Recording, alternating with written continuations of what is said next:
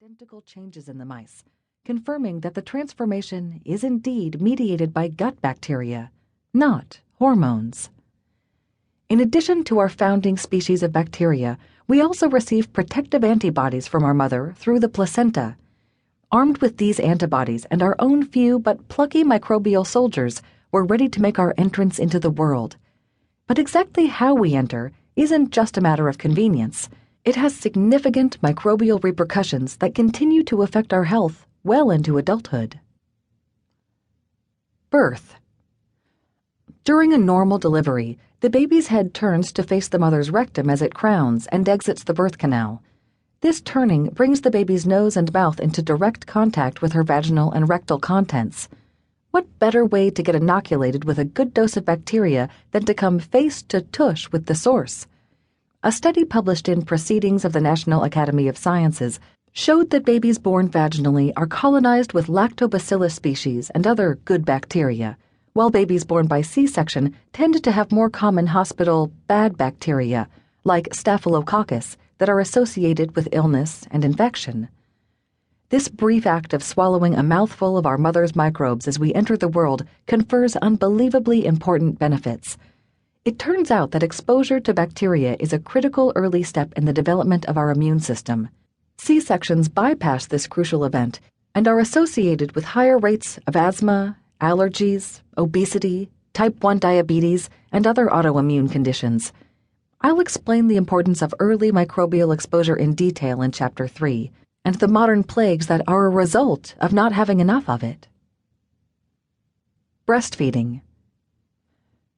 Human milk oligosaccharides, HMOs, are the third most common ingredient in breast milk, despite the fact that they're completely indigestible by infants. HMOs are indigestible because they're not there to feed the baby. They're there to feed the baby's bacteria, specifically bifidobacterium, present in high numbers in breastfed infants. Bifidobacterium repels staphylococcus and other harmful microbes on the mother's nipple, so it's an essential part of the baby's microbial arsenal. While bifidobacterium gorges on HMOs, lactobacillus in the newborn's gut breaks down sugars and the other digestible components of breast milk, an incredibly well-designed example of the symbiotic relationship between humans and microbes. Breastfed babies in the United States have an astounding 20% higher survival rate than their formula-fed peers. I'll discuss the worrisome trend of formula over breast milk in Chapter 7, where we examine the microbial implications of some of our modern practices. Infancy. When we are babies, eventually everything ends up in our mouth. It's one of the ways we interact with our environment.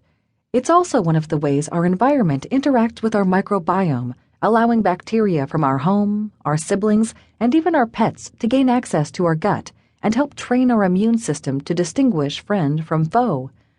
Factors like family size, early nutrition, and the quality of our water supply have a profound effect on our blossoming microbiome.